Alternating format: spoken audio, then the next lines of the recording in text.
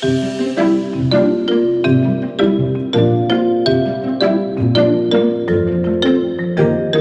welcome to Transform Gov, the Digital Government Podcast, and I'm your host, Maeve Kneafsey. Transform Gov is part of the Ireland eGovernment Awards, and it's brought to you in association with Accenture. In each episode, we uncover how digital is reshaping public services and explore the groundbreaking work that's changing how government is serving citizens. So today, we're joined by Pauline Tracey, Assistant ICT Manager with Dublin City Council and, you guessed it, a winner of the very competitive Local Authority category of the Ireland eGovernment Awards for DCC's Citizens Hub, which we're all dying to find out about. So like so many of our interviewees, their start in the public sector could definitely not have predicted what they're doing today. So Pauline started in funding and finance area within the public sector. Then she moved to libraries. Then she studied computer science at night in Trinity College Dublin, became a COBOL programmer, and now is driving the digital transformation journey in Dublin City Council. So a huge, big welcome, Pauline. Thank you so much for joining us on Transform Gov. Well, thank you for inviting me. Look, I know your journey to the digital world started at different places. I mean, libraries and then digital transformation. And maybe some people say, I don't know why I'm surprised. But anyway, there we go. So what inspired you to make that leap into computer science and programming? Well, I was working in the library service as a library assistant, and they were starting the automation process in the library service, and I got really interested in it. And I was looking for a move. And originally, when I joined the public sector, I was going to become an accountant. And I was in the Controller and Auditor General's office, and we had these green pens, and I just couldn't think of 40 years for the green pen, and that being my job. About the green pen, because you did tell me, so I'm kind of in the know, but tell us about the green pen. Yeah, so in the CNAG's office, and I don't know if it's still the same now, only auditors could have a green pen in the whole of the public sector. The only people who could have a green pen. The pen hierarchy. The pen hierarchy, indeed. And I was thinking, they didn't have career breaks or anything like that when I started, so the thought of 40 years ticking off things with a green pen, I just thought, no, I can't. I actually can't cope. The impact of that green pen, right? I mean, no, totally on people's lives, because at the time you were auditing people's eligibility or entitlement to things. And like really, people were in desperate straits. They needed some form of state help. So it was just so sort of rigid, and so this is the scheme, and and lots of people fell outside of that. So I didn't really feel like a very good human being, in that context. So. It's like, I know my father used to always say the people who worked in, buying and selling shares, or in that whole business, they never create anything. But, rather than creating jobs. Whereas you were in a way, you were kind of, okay, you're allocating funds, but there's a lot of people you were leaving behind who weren't going to get anything. Whereas you switched into a job where you could make a difference. Totally. In a very real way. Yeah, totally. Right. And I loved working in the library service. I absolutely loved it. I loved, when the Gay Byrne quiz would be on and people would come in and be looking for the answers. Like, you didn't have Google, you didn't have the internet then. People would be down to their local library searching through the reference books. And I adored that, because I genuinely really like helping people. I like finding out things. I like, that sort of thing. So, and as the leap into technology was just, I loved the logic of it. I loved the finding neat solutions to things. Being clever in terms of designing a system. Exactly. Yeah, and helping people, to do things smarter and better, So you, sorry if you don't mind me asking, what stage were you at when you decided to go back to Trinity at night? Because that's a big demanding thing to do, to work. Mid-20s. Yeah, I was mid-20s. Yeah. And was it tough going, or did you absolutely love it and couldn't wait to get there? No, it was hard going, but I hadn't obviously been able to afford to go to college when I left school, so it was an opportunity. And I suppose, again, that's one of the really good things about the public service, is that you can, the education opportunities are massive, and it's what encourages, I think, a lot of people to join, because you are funded, you are supported through, education, And so you then became a COBOL programmer, but rather than kind of get into that, because I'm sure that in itself that's a huge story. Yeah. In terms of Dublin City Council's digital transformation journey, what was motivating that? What were the key things did you have a decision to transform digitally, or how did that evolve? Yeah, well, I mean, it was about 10 years ago, and it's not digital then, it was transformation. So the transformation. My whole career was in IS, so programming, project management, program management, bringing software solutions in, managing the technical infrastructure. So I worked my way up, I suppose. I just kept getting promoted, luckily. And then I was... I'm sure it's something to do with your work as well, but anyway. No, but sometimes things just, things just work out. But And so the chief executive at the time, Owen Keegan, wanted to create a transformation unit to transform how Dublin City Council does business. And that's in its broadest sense? In its broadest sense, not digital. But ultimately, because digital solutions are the most transformative things for organisations, inevitably a lot of the projects we ended up working on were digital.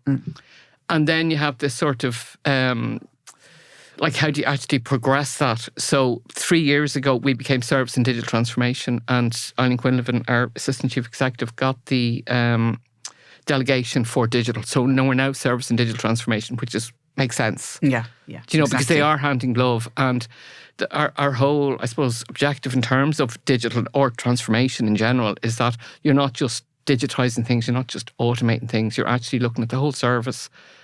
Does it work? Does it not work?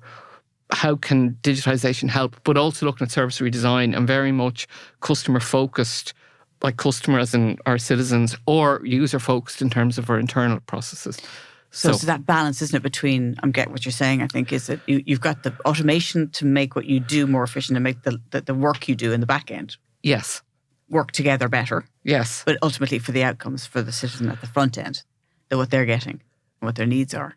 Well, exactly. Yeah. And and I can't even remember who said it, that if you digitise a bad process, you get a fast caterpillar instead of a butterfly. That's a lovely expression. And that's our ethos that we've sort of developed in the team, that you don't just say, just because somebody says it's been done this way for 40 years, that when you're automating that's the way you do it, because it mightn't make sense. A lot of the time it doesn't make sense. No, exactly. But you know what, I've heard over and over again when I've asked people about something, because obviously some of the work I do is going in and doing transformation.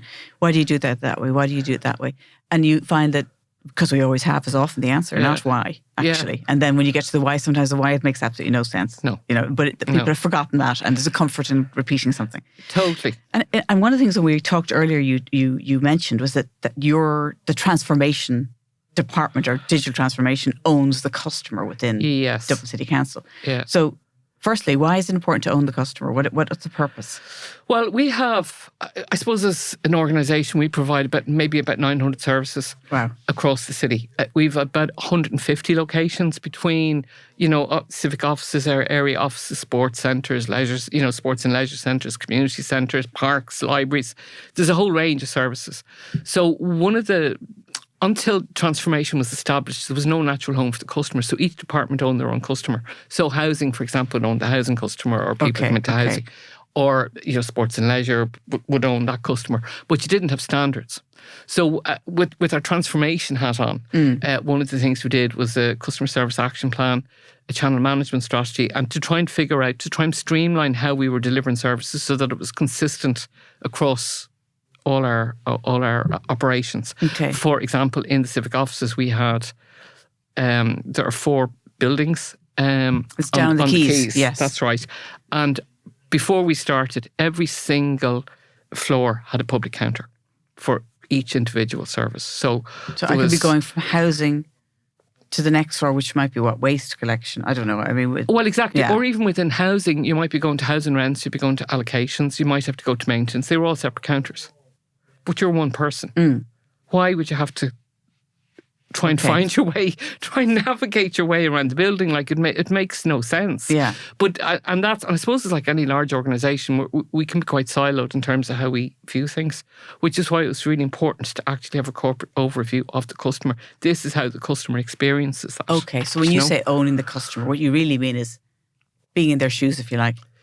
Yeah, exactly. And then having a decision about what all of those experiences are going to be like. Is that what it means? Exactly. Yeah. No, and I'm not saying it's all perfect, because it's not. And COVID obviously changed a lot of our plans, in terms of how we wanted to do things, and redesign our atrium space to have it more customer focused, more sort of where you can sort of serve yourself, screens and big screens to help you look at the development plan, zoom in. So tools to actually, I suppose, empower people and to provide more information and to make it easier to engage with us around lots of different things. Yes. But that all went into abeyance, obviously, with COVID. So we're back at the starting point with that again now. But so you're, in terms of, you've got, was it 900 services? Is that right? Yeah. And you're trying to bring them into the digital realm, if you like. Yes.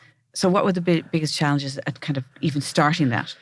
Well, I think A, prioritising, but B, identifying how you were going to do it, like what sort of platforms you wanted to put in place, how could we get best bang for our buck. There is, as part of the National Digital Strategy, public sector strategy, 90% of all public services should be available digitally by 2030. So that's obviously one of our objectives. That's your goal, right? That's our goal. So I suppose we started originally, we developed a service catalogue as part of transformation because, again, we didn't have a list of services that we did. Now there is a national service catalogue. I know things like that seem really basic, but you have to start somewhere. You have to start somewhere. So we had a service catalogue, and we were sort of working our way through that on the basis of volume. So trying to obviously prioritise services that a lot of people were using, like illegal dumping, waste management, housing. So where the high volume stuff that you're going to get most bang for your buck, if you know what I mean. So we then had to obviously develop platforms on which we were going to deliver these services. So we went to tender for our CRM platform. So did you, if you like, let's say we just took bulk waste collection. Let's just take that. You can tell us a little bit about that in a minute. Yeah. But that's a discrete service, okay? Yes. Did you look at that, solving that problem technically, or did you have a framework platform that you had kind of, all of these are going to sit on top of?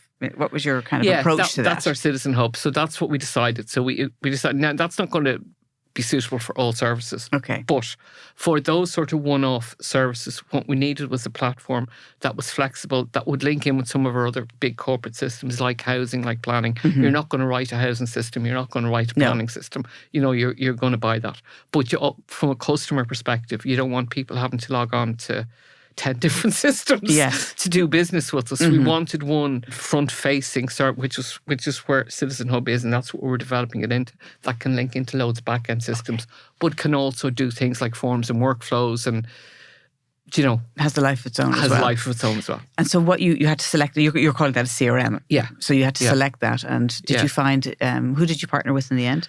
Granicus FirmStep. Okay. And where are they from, that company? They're English. Okay. I think they were bought by an American company. Actually, it was originally FirmStep. I think they were bought by Granicus. Okay. In the middle of our procurement. Okay. But what attracted us, well, obviously we did a public procurement process, and we had done a lot of market analysis in terms of how public sector bodies had tendered for CRMs. And they sort of fell into two categories. One, which was customer focused and customer portal and with the CRM backend, and the other, which was CRM focused, internal process focused. Okay. So we went down the customer focus, customer portal. And why did you make that decision? Because our objective was to actually provide online services for citizens. So that was our main objective, not necessarily, well, obviously as part of that, streamline internal processes, but our focus wasn't internal. Our focus was to try and deliver a platform for citizens to make it easier to do business with us. Okay. So that was our main focus. We wanted something that was easy to use, that would also integrate with things, with APIs and that sort of integrations. But and the solution we chose, they're in a lot of public sector bodies. Okay. It's very much their whole customer base is public sector. Okay. So understand the DNA of a public sector organisation. Exactly. And there's also the solutions that other local authorities have solved. That you just copy, like you don't need to reinvent the wheel every time. Yeah. And there might be modules in there that you can literally cut and paste in. Exactly. Perfect. Yeah. Exactly. And what kind of feedback were you getting from citizens? Because I know that you did a lot of research before you even started to develop the hub. Yeah. I mean, I know you told me very briefly about the walkability study. Yeah. So so you're trying to research needs, but tell us about what you learned from the walkability study. Yeah. So we had for each of so as part of our channel management strategy, we did a lot of research. So obviously our channels are our public counters, which was the walkability, telephony, emails, and online services generally. So for the walkability study, we partnered with Age Action. And we brought in a lot of people from the age-friendly area. We gave them a list of things to try and find. So you sent them on a mission. We sent go and them find on a mission. These things. Yeah, so things like go and try to find out about an allotment. You want to get an allotment. You want to report a maintenance request. You want to pay something else. And I can't remember. There was a whole pile of things that we sent them off. And it was just embarrassing. At people's, because we interviewed them afterwards, and it was really embarrassing at their experience wandering around the building trying to find a service. It was genuinely shocking. And so when you actually read the report, it really made the case for change, because lots of people, one of the big problems we had in that context was that, say, departments didn't necessarily trust another section to deliver a bit of their service. Yeah. We had a customer services centre, but the number of services they delivered was actually quite limited. Mm-hmm. So what we needed to do was transition the services into customer services, so that from a customer perspective, they just come to one counter. They're not trying to they wander. don't have to know what goes on in the background. Lifts, exactly. Yeah. Wander through the building in lifts and whatever and getting lost. And some people thought they'd actually reached where they were trying to reach, but actually they couldn't have, because we asked them to describe the counter, because we also had things like, say, some departments had the phone outside the door. So you actually had to ring an extension, pick up the phone outside the door. You're actually in the building. You're actually there. Yeah. You actually had to pick up a phone and ring some extension and hope that somebody would come out to find you. Okay. So the experience was not good. No. And I know that very important for DCC is to respect the fact that some people will want a one-to-one engagement. Absolutely. And so that was really important for you to see how, if they came in person, what it was like. Yeah. But for digital, I mean, the system, the process is digital journey mapping. So you map the journey for your customer. What's it feel like to go from A to B? And you put a whole lot of what ifs.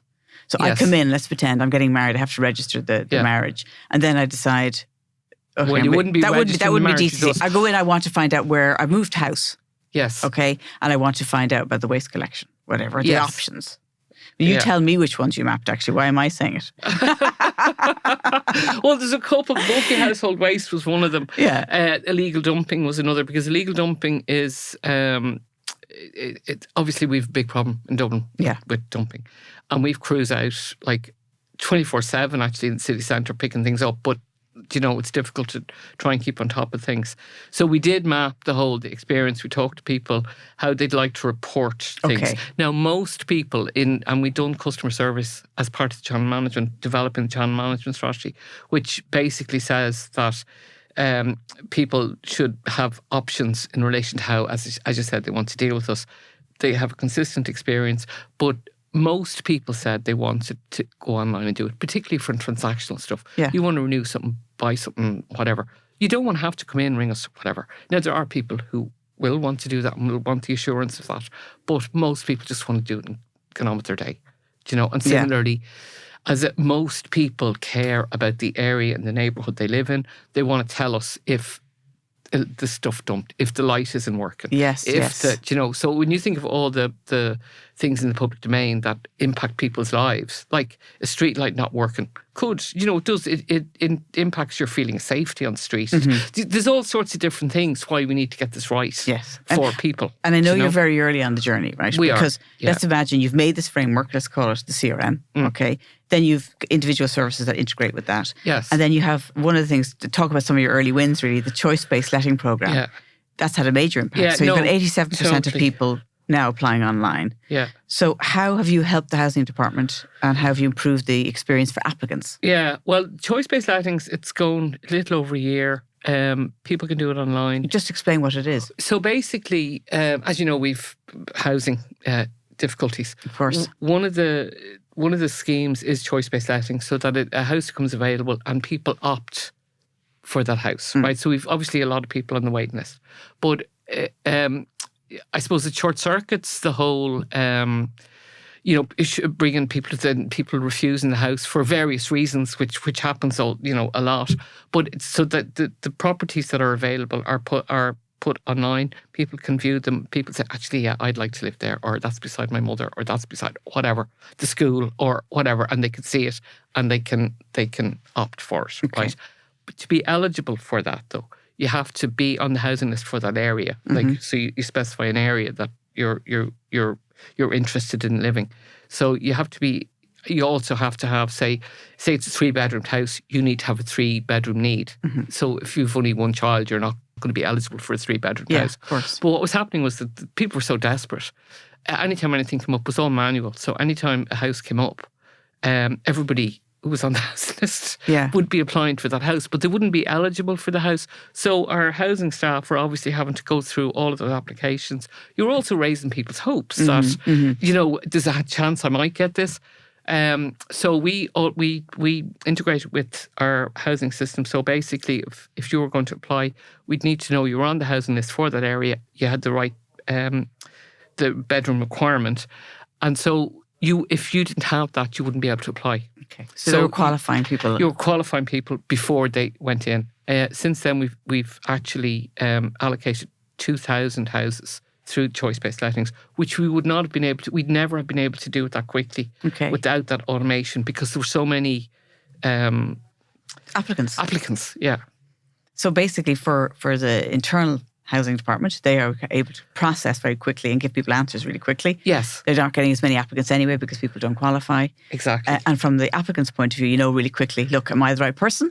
Am I actually qualifying for this? And then I know where I'm at. Yeah, you're not raising I know hopes. that sounds simple, but actually to do that is not that easy. No. And you're using dashboards as well, like Tableau, to monitor. And how are you able to use that to improve the service? Yeah, so we have an annual service delivery plan as a local authority, which we report to. As you know, we've elected members, our councillors, and every year we do an annual service delivery plan as to how we're going to deliver services to citizens and businesses of Dublin. And we've indicators across a range of services. So as I said, illegal dumping. One of the indicators is that a report of illegal dumping will be picked up within 24 hours. Okay. Right. So we then need to measure. If we're saying this is the level of service we're going to deliver, we need to be able to measure that. Mm-hmm. So Citizen Hub, if say I'm a customer and I say, okay, there's illegal dump bags there, that goes into Citizen Hub, it goes out to the depot, they pick it up, they close the call. We then have a record of how soon we responded to that call. Okay. And we then report on the percentage of times we've actually met the target. Okay. And that would be across a whole range of services. Okay. So it's being able to monitor in real time almost exactly what's happening. Yeah, I presume it'll spot things that aren't going right along the way or that are going really well. Oh no, totally. And you can sort of see the difficulties, and like say sometimes and you've always anomalies, like legal dumping could be reported on private property that we're not going to be jumping over the gate to pick it up. Do you know, those sorts of things. So there's always anomalies, do you know. Yeah. And I know, I mean, that service is very interesting because you can order, can't you, bulk waste collection, is that right? That's through the portal as well. Yeah, and that's really streamlined. It's a really good service. You pay €40, you can pick 5 items, bulky items that it's not easy for you to get rid of. Yes. So like beds or tables or, you know, things like that. Yeah. So you pay your €40, you get a call from the waste management inspector who arranges the time to come and pick it up. Okay. Now, before we automated that and digitised it on Citizen Hub, it would be at least 20-25 minutes on the phone to customer services. It would be the next day before the request to go to waste management because we had to wait for the payment to come through on the payment file. And then you get a call. Whereas you could get a call within an hour of having done it in 5 minutes online. Okay. Massive. And I'm sure on both sides, massive change for the back end, processing and pain involved, and for the citizen at the front end who wants okay. And €40 is not expensive, which is the charge. No, it's a really good service. Okay. You're using data, I'm guessing, to refine the hub. Are you? Is that what your plans are? We are, and we're currently doing a review because we, in our efforts we had this very old CRM platform which really wasn't working. It actually had a picture of a floppy disk to save something, and some of our newer members of staff were looking at that saying, "What is it?" Exactly. Do you know, whereas like for older people like me, floppy disk. Do you know what a floppy disk is? Yeah, not a clue. Not an absolute clue. I mean, how would they? Do you know what I mean? But that was our save icon on the old CRM. So it just shows you how out of date the whole thing was. So rather than paying 2 lots of license fees, obviously we needed to get a lot of stuff off the old platform and onto the new platform. So some stuff moved. It was sort of lift and shift, and we didn't redesign the processes. So they're not, I wouldn't say they're right. Mm-hmm. So we're carrying out a review now of the early services we did to try and streamline it and improve it and get better metrics. And I presume you've got a framework of goals that you're trying to achieve. You know, you've got the basic foundations or the framework, which is your CRM. Yeah.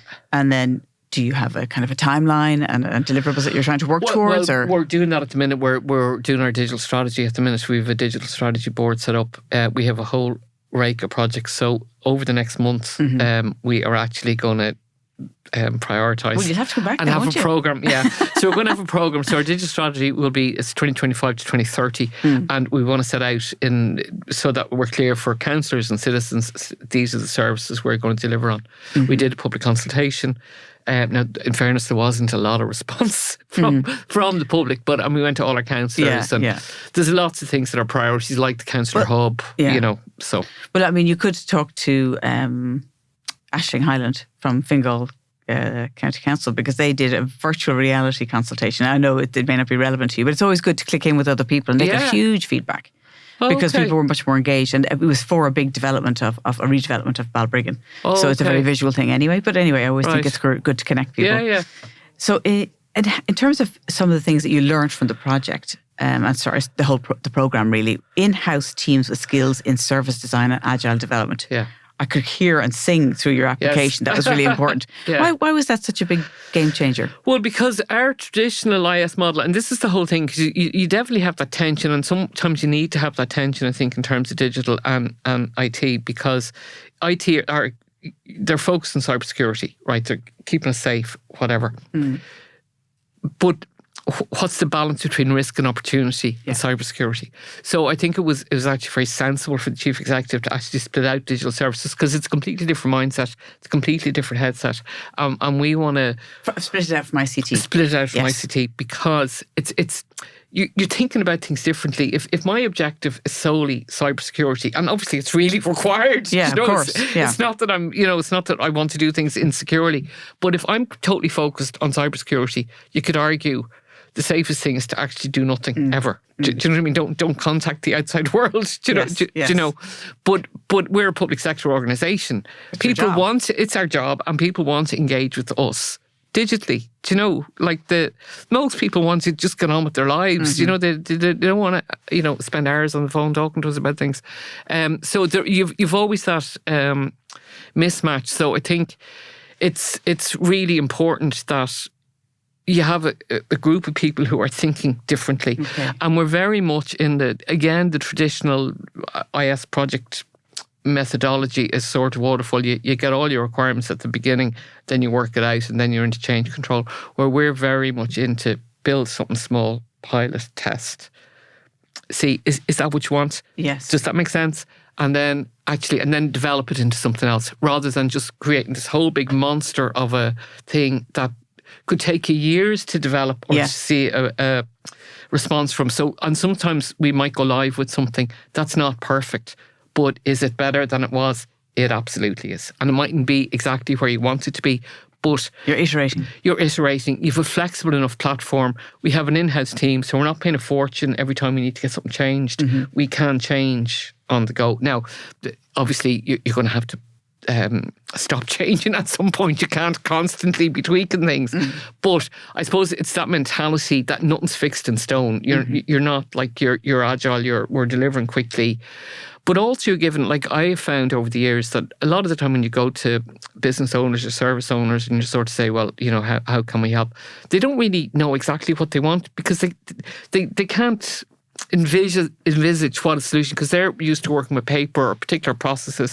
It's really hard for them to see what it might look like. Or it's almost like when you ask somebody, you could, how do I solve this problem? And then you say, well, you could use AI. Can AI do that?